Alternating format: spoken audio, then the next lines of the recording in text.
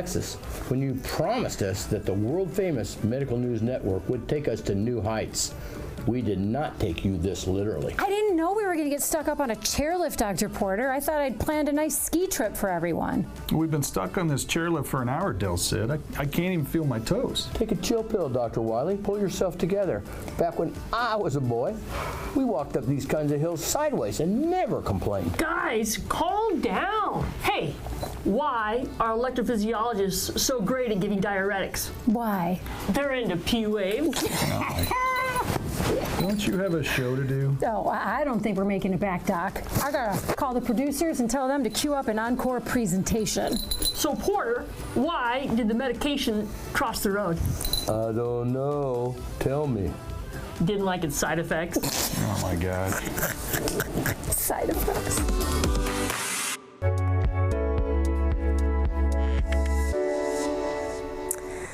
Leaving for college is an exciting time, but for today's guest, that excitement came with some health concerns, including unexplained weight loss and exhaustion. What was causing her symptoms? We explained the diagnosis that could also have put her heart at risk. From the University of Kansas Health System. I am amazed. The team here is great. I came on a Tuesday, and then by Saturday, I had a heart in me. I have never seen a group of people work together so good as this team of heart specialists. I mean, it's just unreal. Stand by to set up show. And the Dolph C. Simons Jr. Family Broadcast Studio. Roll it. Always makes you feel like you're the most important patient on the planet. I felt heard, and that was really big. This is All Things Heart. Good morning, I'm Alexis Del Cid. Welcome back to All Things Heart. Erin Vogel did what every young person should do before leaving for college. She had a checkup with her primary care doctor. But in that checkup, she noted she hadn't had a menstrual cycle in a few months. And that, combined with the other two symptoms, led to a surprising diagnosis. I was diagnosed the day before I went to college. It's not the news anyone wants to hear the day before heading off to college, especially parents. They definitely worried. I think any kid going off to college, parents are going to worry, and so I think they were disappointed that this was an added stress for me. Erin Vogel blamed cross-country running, along with graduation and college preps, for feelings of exhaustion. But at a physical on the eve of leaving for school, she told her doctor she hadn't had her period in several months, which led to testing and an unexpected diagnosis. So I was told I had Graves' disease, which I know is an autoimmune condition that affects my thyroid. It makes it overactive. That's probably all I knew at the time. Erin is active and loves to run, but she was put on medication and was told she wasn't allowed to work out for the next several months until doctors knew it was under control. Graves' disease can cause the heart to race, putting added stress on this vital organ. But Erin was fortunate. The medication worked, although doctors don't always prescribe it indefinitely. Your thyroid can go into remission, and several times my thyroid levels went immediately off, and so that didn't work. And then I was finally done with it, and actually right after grad school I planned to get the ablation, and my thyroid levels were normal for a year without medication. It seemed like perfect timing because Erin and her husband were ready to start a family. The medication Erin was on could be harmful to a fetus, but an unregulated thyroid can be just as dangerous. After they'd already started trying to get pregnant, Erin's thyroid levels changed again. I've always had open communication with my doctor, so I really trust her. Erin's doctor put her on another medication to treat Graves' disease called propylthiouracil, or PTU. It's safe to take during pregnancy. Erin adjusted to the medication quickly and just in time. Any news on the pregnancy front? Yeah, we're 10 weeks, so. Oh, congratulations. Yeah, thank you. That's so exciting. Congratulations, Erin. We are so happy to have Erin Vogel on today's program, along with her endocrinologist, Dr. Lee Eck. And we're also joined by cardiologist, Dr. J.D. Surface. Now, Dr. Surface, you didn't treat Erin, but you are a heart expert, and you're here to talk to us about, I mean, you're a cardiologist, so of course you're a heart expert, but you're here to help us understand why there are concerns about the heart for some thyroid patients. I want to start with Erin, though. First of all, can we see your whole wedding album at some point? Because those were beautiful pictures. Thank you. How are you feeling today? I'm feeling really well, yeah. So second trimester has been a little bit better than the first. But are you having any nausea or anything? Not right now. A little bit tired, but other than that, I feel great. And what's the status of your thyroid levels now? Because those can go into remission, go up and down. Yeah.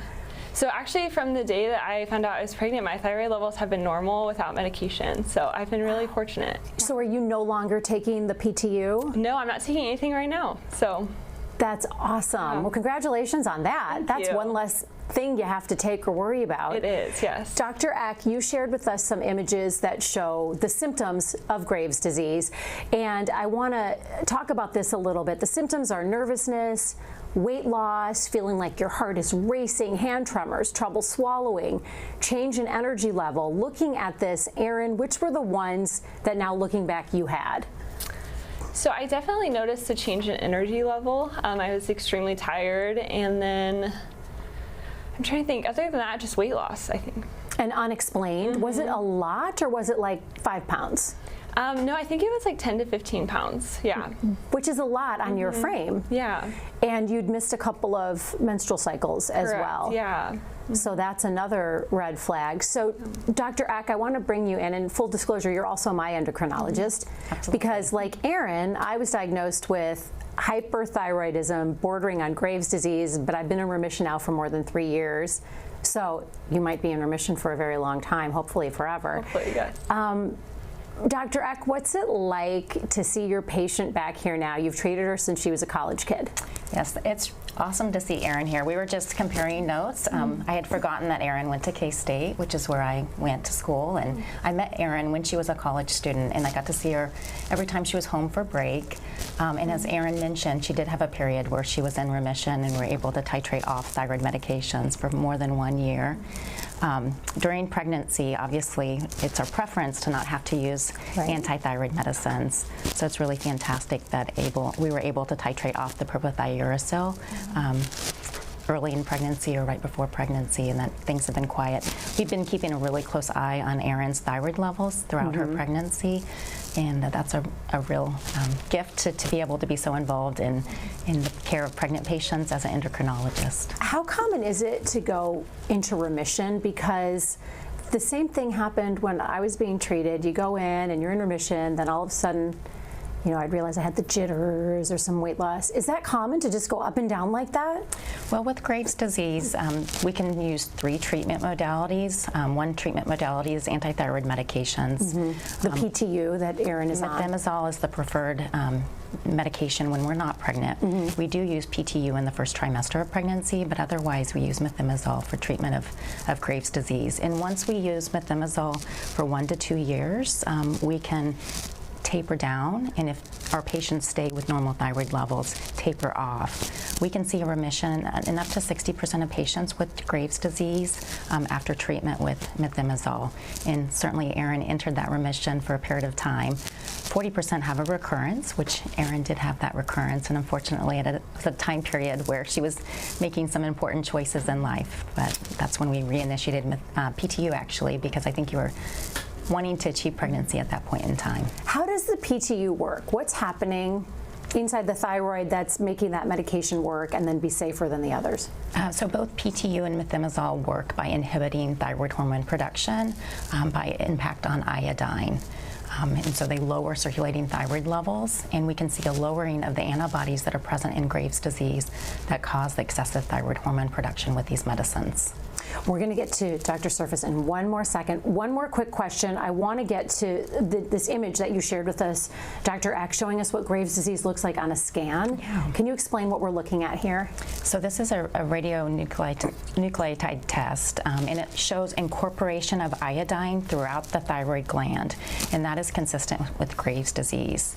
When we have hyperthyroidism due to a toxic nodule, we'll just see a single focus of the black area, and the rest of the gland will be white in comparison. But in Graves' disease, the whole gland is taking up iodine and overproducing thyroid hormone. So this is what this scan demonstrates. Okay, so Dr. Surface, I want to bring you in, our cardiologist, for the heart connection here. Now, Erin mentioned she used to be a runner, or she still is a runner now, but Erin was told to back off on exercising until her hyperthyroidism or Graves' disease was under remission. Why is that? You know, that's a great question. You know, there may be non-cardiac reasons why you may not want to exercise, but from a heart perspective, if you have too much thyroid hormone circulating around, thyroid hormone is sort of fuel for the heart. It amps it up, it makes it run at full top gear. Right. So your heart rate may be very fast, you may be having palpitations, the heart beats very strongly, and the blood vessels all dilate. And so if you go exercise, you may not have another gear for your heart to go into to meet your body's demands. And in particular, we worry about abnormal heart rhythms. So high thyroid hormone levels that you see in Graves' disease can contribute to the development of abnormal heart rhythms called atrial fibrillation, and as well as a few others. And if you take the stimulation that your heart has from thyroid disease and then add on the stimulation of exercise, that may be just what's needed to tip you over into atrial fibrillation. So how long did you have to hold off on the exercising then? I don't remember exactly. I think it was just for a couple months while they waited to retest my levels. So this is so strange because I was diagnosed somewhere else in another state by different doctors about 20 years ago. No one told me to stop exercising, and I had the racing heart already. Was that dangerous then to keep going? I mean, I was still going full tilt on everything, but the initial symptom was racing, fluttering heart at all times. It's okay, I'm not going to name the place, but should they have told me to stop exercising for a while? You know, this is always a controversial topic. I mean, it's one of the difficult decisions we always make when we talk with patients is how much exercise is safe and how much isn't. And obviously it worked out great for you. And the bottom line is that exercise is good for your heart. Right. And so as soon as you get your thyroid under control, exercise is still the right answer. In terms of what might have been right for you, I can't really say. Should have been. Yeah. How does the thyroid regulate your heart? We have some images to show of what the thyroid does. Can you talk a little bit about this, what the thyroid does to your heart? Absolutely, yeah. So your heart is as an organ is really responsive to external stimuli because it has to be, right? Your heart has to beat harder and faster when you're exercising. It beats slower and quieter when you're asleep. And it turns out that thyroid hormone is active in your body all the time, even under normal conditions. And it helps regulate things like heart rate and the force of your heart. But when it's overactive and you have too much thyroid, it'll make your heart race, it'll make your heart beat very strong, and it can dilate the blood vessels to the point where your blood pressure, you can sometimes see high blood pressure, you can sometimes see low blood pressure, and that can really cause your heart to just beat and circulate a lot of blood. And if left untreated for too long, it can even contribute to the development of heart failure. What about hypothyroid? If the thyroid is underactive, how could that damage your heart? Yeah, so it's almost the diametric opposite, right? So if hyperthyroidism makes your heart beat fast and makes you feel these palpitations and makes it beat strongly, hypothyroidism can actually slow your heart rate down, and you can have an inappropriately low heart rate. It can actually cause your heart muscle to beat less strongly to the point that it too can actually eventually cause the development of heart failure. One other thing that it can do that's sort of interesting is that it can raise your cholesterol levels, and that can accelerate the development of plaque, cholesterol plaque in your heart arteries, and can predispose you to heart attacks down the road. So, Dr. Eck, is it common to work in tandem with a cardiologist when it comes to thyroid disease? Absolutely. Most of our patients with thyroid disease don't have overt cardiac symptoms, and so we can manage the thyroid disease and we don't have to engage our cardiac partners. But sometimes patients with thyroid disease are very sick and even require inpatient stays in the cardiac ICU because of their degree, severity of illness. So in those situations, we definitely partner with our cardiologist in the care of these patients. So, Erin, how did you come to see Dr. Eck? Did your GP then refer you to her? I think it was actually a family friend that works through KU had referred us to her because she's really hard to get into since she's so popular. So he had put in the referral for us, and then I'd seen a couple of cardiologists before her, or endocrinologists. Yeah, but did during that physical, your doctor knew what you had described was probably something with your thyroid? They didn't really know what was causing my symptoms, and so I think she added on some blood work, and that's how they found it. Okay. Yeah. So Erin mentioned an absence of periods. So one of the tests that we look at when somebody is not menstruating is thyroid hormone status. Yeah. So I'm guessing that our primary care doctor grabbed that test because of your absence of periods, and then we did meet after your diagnosis through a mutual neighbor. Yes. So we've talked a lot about the heart connection and the racing heart and what that feels like. If you are experiencing something like a flutter or a racing heart, how do you know if you're just sitting, say someone's sitting at home right now and they have this, how do they know it's their thyroid versus a bigger heart problem? You know, that's a great question, because a lot of the symptoms that hyper or hypothyroidism cause are very common symptoms, and honestly most often are not caused by thyroid disease. And unfortunately, the only way to know is to go to your doctor, get checked out. Right. The good news is that a blood test is usually the first screening test, and it's pretty darn good at detecting thyroid disease. And then the way we will evaluate some of those heart-related symptoms, the palpitations, the pounding heart, sometimes it's as simple as an EKG, which we can do in clinic, or even have you wear a heart rhythm monitor to make sure you're not having abnormal heart rhythms. So Erin had also mentioned something called an ablation. You were considering that before getting pregnant. So I want to bring Dr. Eck, I want to bring you back in to talk about the 3 different options. We know she's on the medication. Next is ablation. Is that where you swallow the radioactive iodine pill? Yes, it's either pill or liquid, and you swallow that, and that delivers tagged iodine to your thyroid gland and results in destruction of your thyroid tissue. So we solve the hyperthyroidism in that situation, and the patient then develops hypothyroidism, which is pretty straightforward in management. We give them back a medication called levothyroxine and monitor their TSH levels, but they are on that medicine, levothyroxine, forever to treat post-ablative hypothyroidism. Is it easier to treat than hypothyroid than hyperthyroid? So there's a little bit less back and forth when it's just hypothyroidism. You know, Erin entered a remission on methimazole, and we were able to see a sustained remission, but then she had a recurrence. So then that involves more lab testing, resuming medication, and reassessment of lab levels after resuming the medication. So there's a little bit more back and forth when we're using antithyroid medicines indefinitely, as opposed to when we just kill off the thyroid gland and render our patients hypothyroid. Is it just one pill, like a regular-sized vitamin pill?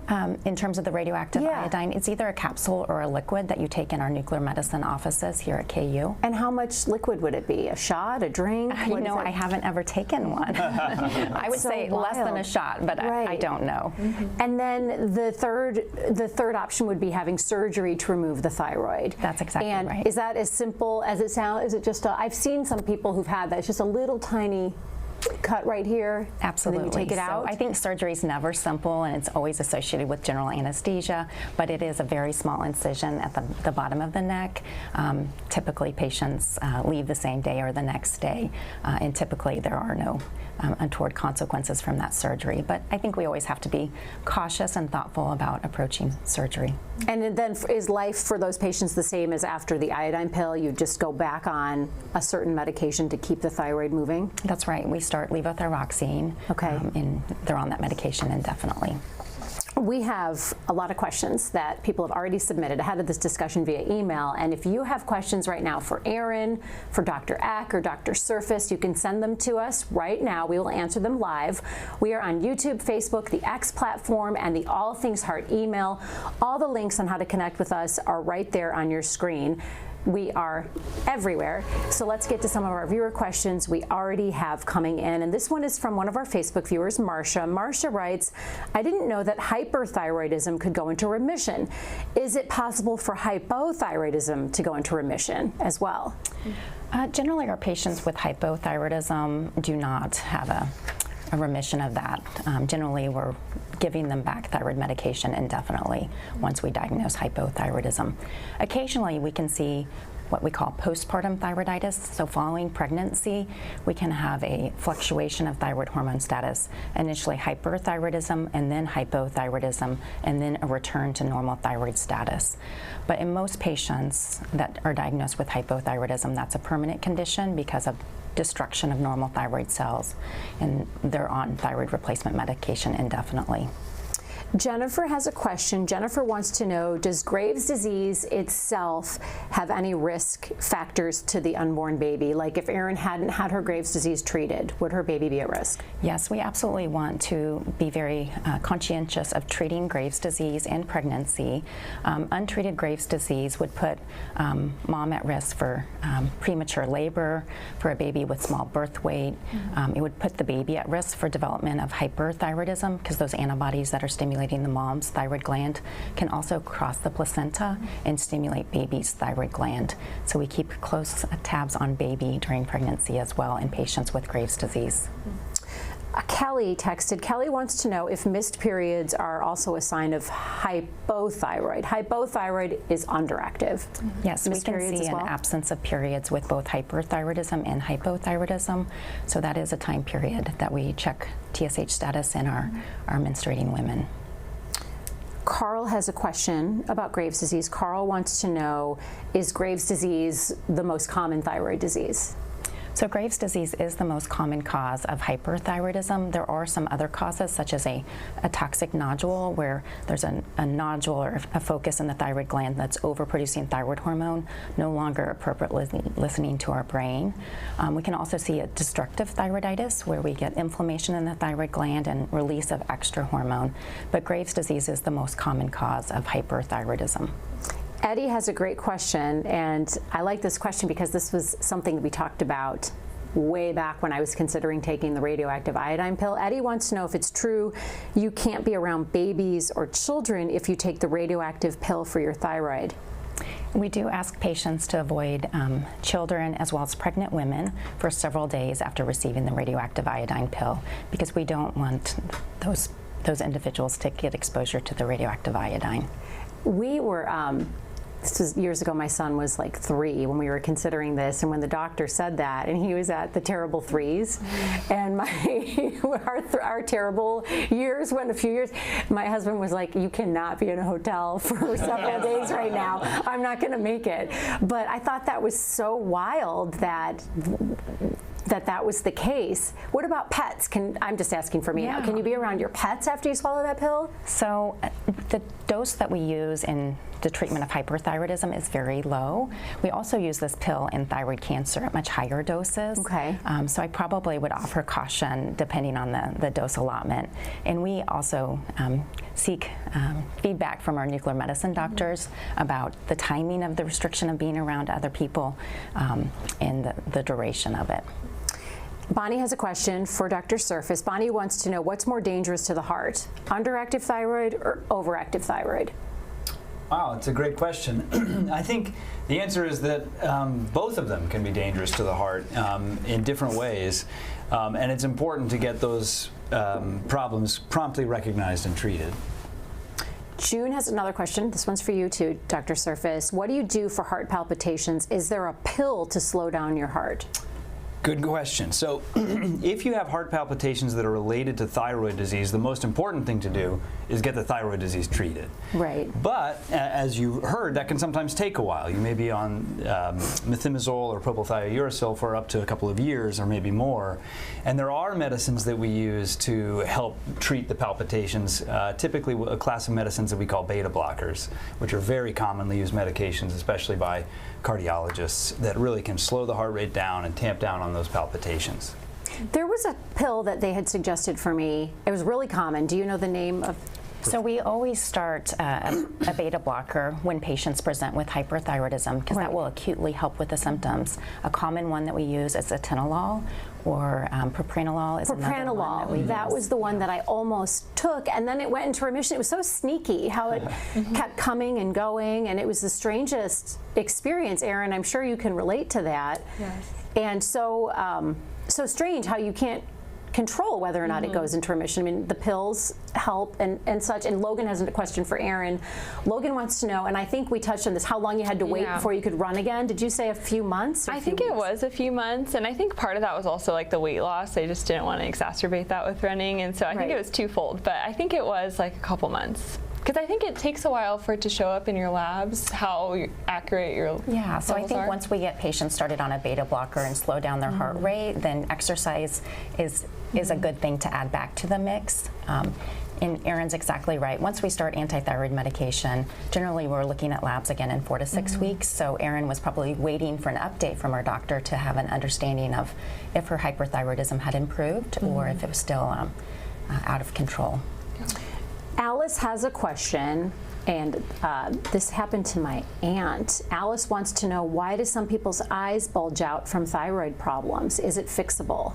So in Graves' disease, one of the issues that can present is something called thyroid eye disease.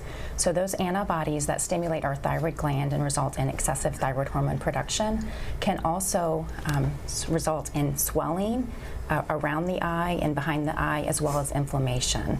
And thyroid eye disease can be very severe. We do have treatment modalities, and we partner with our ophthalmology doctors to manage thyroid eye disease. Can it be reversed?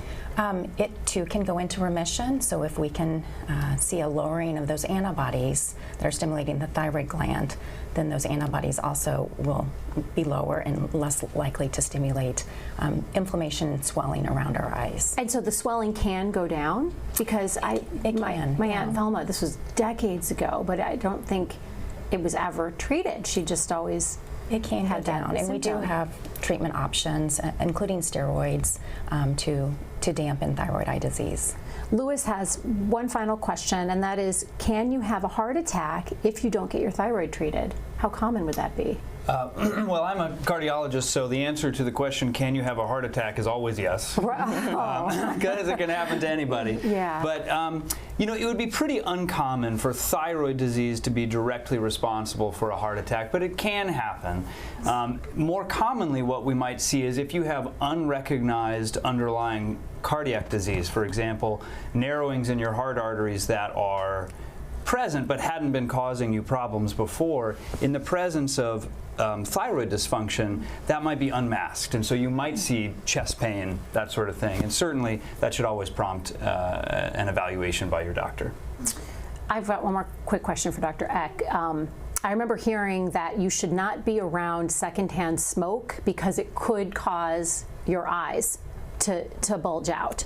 Is that still the case? That is accurate. So smoking increases your risk of development of thyroid eye disease by 8 times. 8 times? 8 times. Wow. So certainly you don't want to smoke in any circumstance. Right. But with Graves' disease, and we do want to avoid secondhand smoke exposure as well, so we mitigate your risk of developing thyroid eye disease. And so as a cardiologist, you would agree of just stay away from smoking no matter what, regardless of all the risks are bad, all the risks. Yeah. I want to bring our entire panel back for some final thoughts. And Erin, I want to start with you because you're doing so well. You look fantastic. You're glowing. What would you want our audience to know who's watching this right now?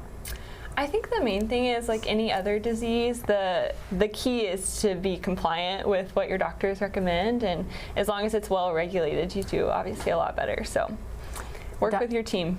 Dr. Eck, is she a model patient? Of course, Erin is a model patient. Yes, it's been so delightful to be involved in her care and see the progression of her health issues, but also see the progression of her life and the wonderful pictures that you shared today of her wedding. And are you going to bring the baby in to see Dr. Eck? I will have to, yes. Have you guys started picking out names? No, we've thought about names. Don't tell anyone ahead of time, because everybody has an opinion. Yeah, that's good advice. That's good advice. Let's do that. Dr. Surface, what would be your final message to our viewers? You know, I think I'd echo what both of you have said, which is that it's important to get your symptoms evaluated. You know, like we discussed earlier, there's no way to know just based on what you're feeling at home if the symptoms you're having are related to thyroid disease or not. You need to be evaluated by a physician, get your blood work checked, get examined. And then, yeah, pay careful attention to what your doctors are telling you to do. And thyroid disease, thankfully, is usually quite treatable. We love seeing the incredible work that our doctors do here at the health system. Something else we also love is showing you what life looks like for them outside of the hospital walls. Now for a secret look into the guardians of healthcare at the University of Kansas Health System. Let's go behind the mask. Okay, Dr. Eck, you're up first. We're going behind the mask with you and your family. Tell us about the beautiful people in these pictures. So these are my two daughters. I have a freshman in college and a sophomore in high school. Where does the freshman go? She's at the University of Arkansas. Okay, and she is studying engineering. So far, I haven't gotten her into medicine, but. Are you working on your other daughter? We're working on the other daughter for all kinds of things. So that picture actually is from Acadia National Park this summer. We really enjoy the juxtaposition of being out in nature along with the city. So we went to Acadia and then we drove to Boston, so we got to experience both nature and a city this summer for a quick family vacation. We want to show a little behind the scenes with Dr. Surface now. Dr. Surface, you're new to the health system. Where did you move here from? I moved here from North Carolina. I was at Duke University for 7 years before coming here, and my wife is from Olathe originally, so we're just happy to be at a new home. The Chiefs Kingdom. The Chiefs Kingdom, that's exactly right. Now, you are a Chiefs fan now, right? I am a Chiefs fan. I'm almost a Swiftie. Oh, okay, very good, very good. Well, you have daughters, and well, you have sons. No. Tell us about, there's a woman in your house, so you're a Swiftie for sure. Yep, that's right. And then tell us about these little boys in the picture. So I have 3 boys. They're aged 10, 8, and 5. Which is a real big change for us recently because our youngest, Harrison, just started kindergarten, so now all 3 of them are in school, which is a different experience. Katie actually has time now. Right, and are you guys sleeping more? Oh yeah, I mean, yeah, the kids entertain themselves. Wait, well, you have more than one, so they get to kind of distract each other? Yeah, word to the wise, have more than one. Wait, if there's only one, then you're their only playmate. You know, I shouldn't rule out little boys from being Swifties. Taylor Swift has a lot of fans, and you said that your wife has now gone down the rabbit hole of the Taylor Swift, Travis Kelce romance. Oh yeah, yeah. Like I said, she wasn't a Swiftie or a Chiefs fan beforehand, but now she's both. Right. They're irresistible. They really are. Well, thank you for sharing your family with us and your time today. Thank you, Dr. Eck. I know you're so busy. And Erin, you're going to help a lot of people watching this who might be having the same symptoms. Congratulations on your upcoming addition to your family.